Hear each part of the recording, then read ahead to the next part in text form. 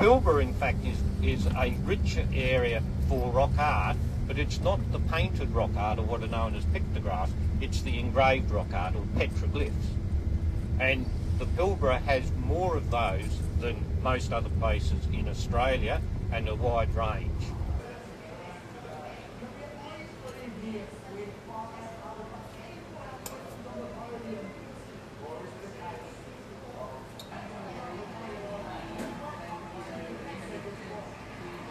Yes, guess where it's going.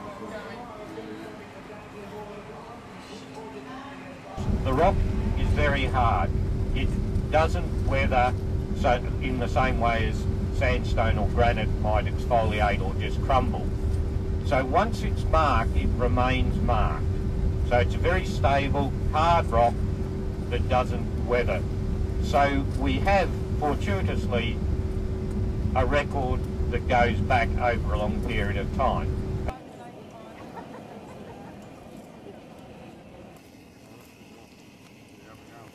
You know, if we had little flyers, everyone on the road, we could have sort of given them.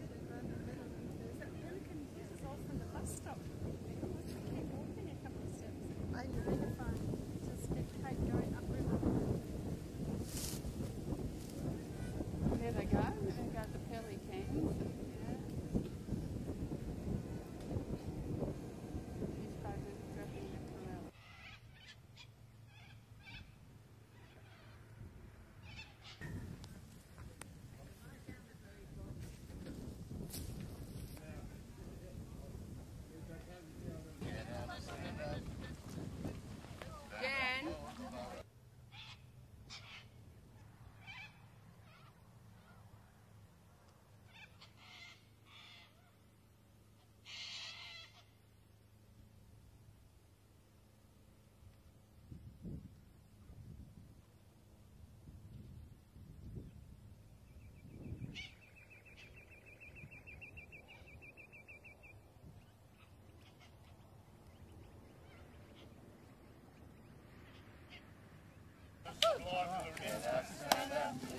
There's an R out of way. Oh, no, he's in there. Yeah. God, flash! Gee. Enthusiasm!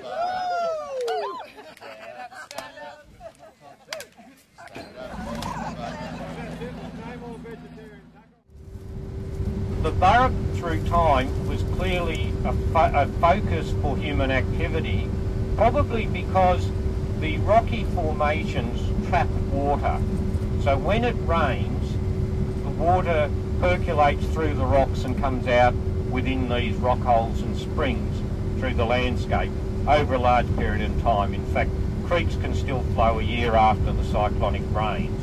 That's not the case out on the flats. So I think the geological nature of the area meant that it was a reliable water source. Because it was a reliable water source, it also meant that other resources, food resources in particular, plants and animals, were viable in the area. So I think that's why people went there even before it became islands.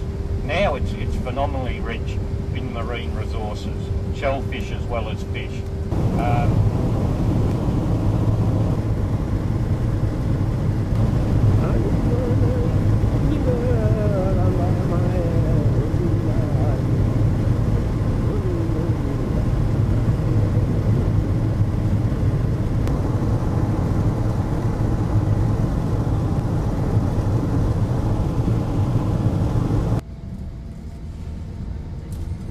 When I first came here, it was what was called a company town, which meant basically that Hammersley Island, they built everything here, the school, shopping centre, all the facilities were owned by the company, even the street lighting, the whole lot, which is a massive investment really when you think about it. There's the primary school on the right hand side. And it was only sort of in the late 80s that some of the towns in the area went under what's called a process of normalisation. Here's the bowling green on your left where you were last night, squash courts. And the Shire was given responsibility then for street lighting, rubbish removal, all those normal sort of things.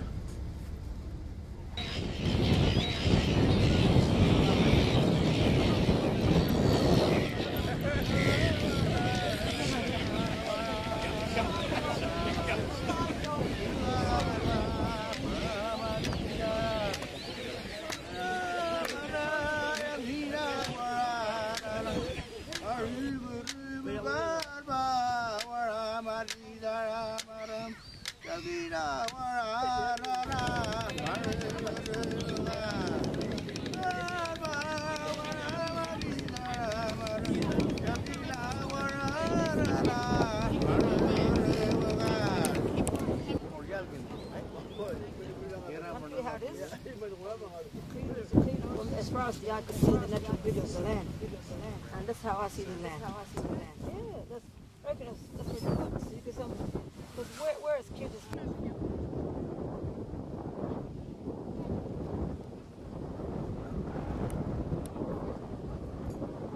to get bush food to cook in our cultural way in the ground, also Our cultural dancing. with our elders. Thank you. Well, just feel free to look, I don't know, I just want to get up there, my leg is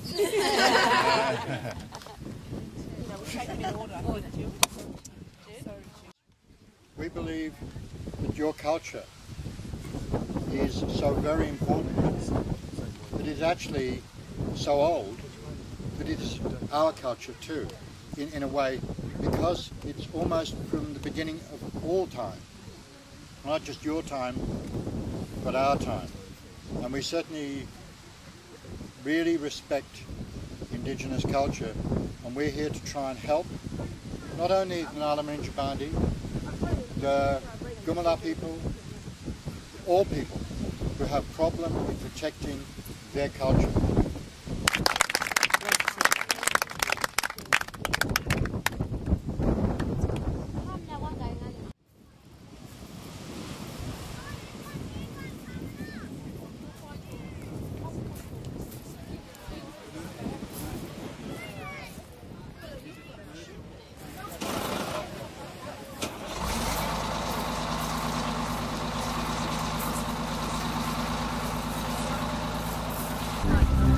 Sometimes this life makes you feel so tired, with its clamoring crowds and endless roads, can make you long for something different, something closer to home, going home.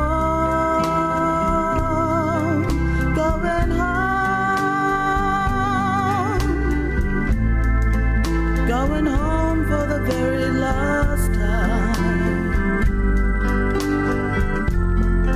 going back to the beginning of time,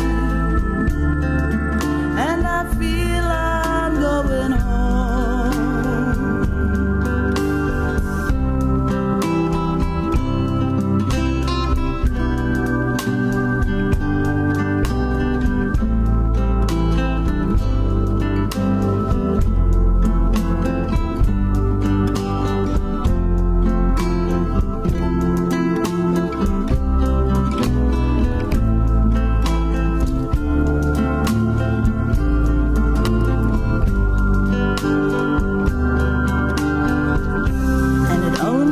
makes you feel sorry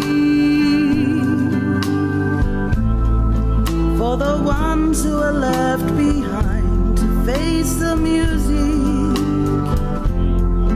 and the ones who still have strength to struggle and strive, or who foolishly give their lives away, going home.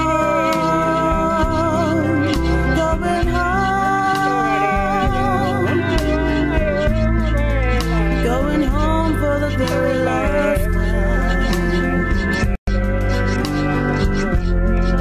Going back to the beginning of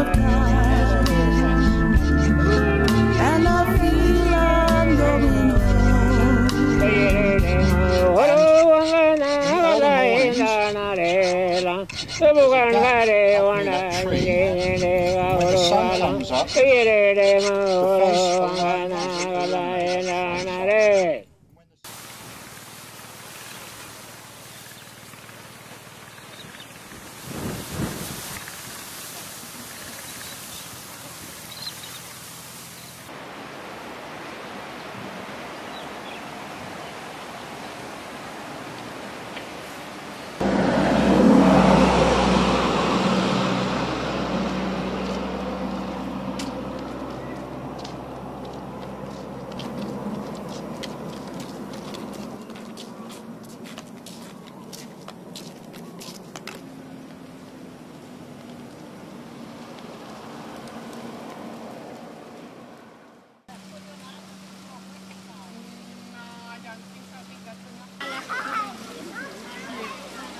You just know that it's there now, so you don't inside.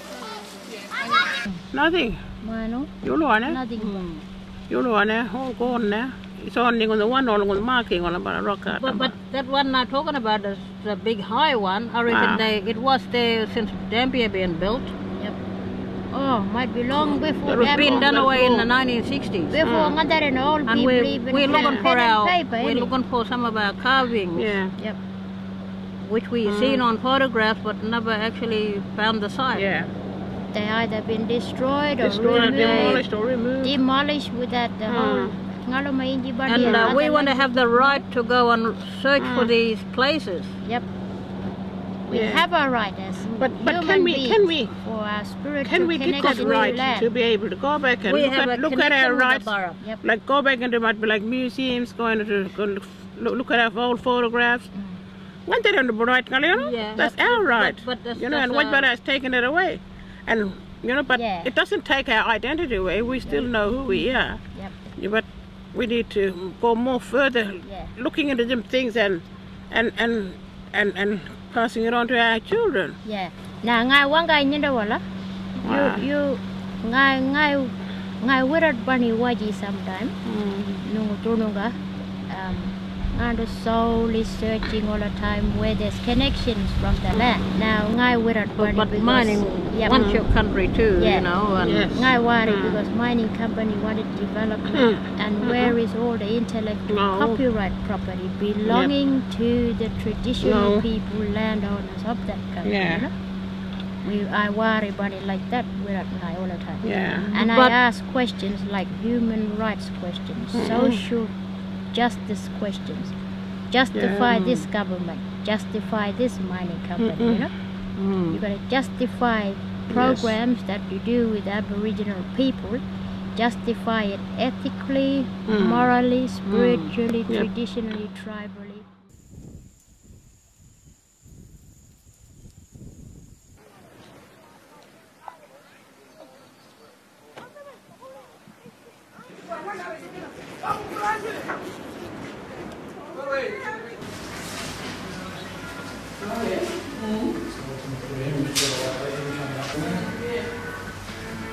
The storyline is in where the rock art is. Well, that's right. That gives the people who belongs within that area their storyline and life from there, you know. So I think what usually happens in an Aboriginal way, if you do something, touch something or take something that you're not supposed to, only thing that can happen from there is nothing but bad luck. So they're not listening, are they? They're not listening, you know. It's there for a purpose. It was there, and it's been there for a purpose, and been there for thousands and thousands of years. No one has no right in the whole world to go and touch them, you know. They belong there.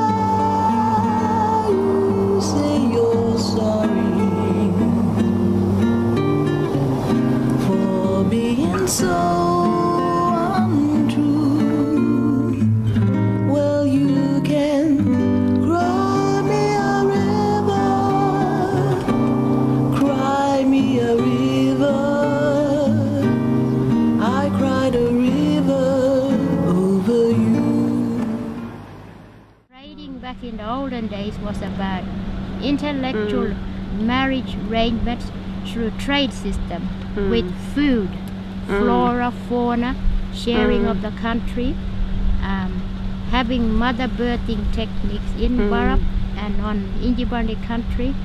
Wherever you go, you always find a mother birthing place. Mura belongs to mothers. What about the Yuratalo man? You seen that? Yuratalo, I see it somewhere. I see it. I know that too. I know that. He's a petroglyph. Yeah. Yeah, I know that. I'm sure I seen him too. Sun, I know that. Sun spiritual. But he was a man. He was a tough man to negotiate, I reckon. He was. And he put his mark there, the Yuratalo man. That's right. He put his. Like the rain man, when we cried for rain, when we wanted the rain man, when we are hard man, he wanted. They funny, waurangale, wadarangale. Don't want to know because they're very secretive women. Yep. And they are the pelican totem woman. But the Aboriginal name for Rogan is called Iramagoro. It's called Iramagoro, Big Mangoro, singing a song about big floods. That's About what big the floods. Yep. Singing songs for big floods to come. So we're doing strategic planning with lots of different meetings for community development. Come next year, we got lots of programs. That's we're just gonna get ready to jump in the car now because bye bye Tootsie.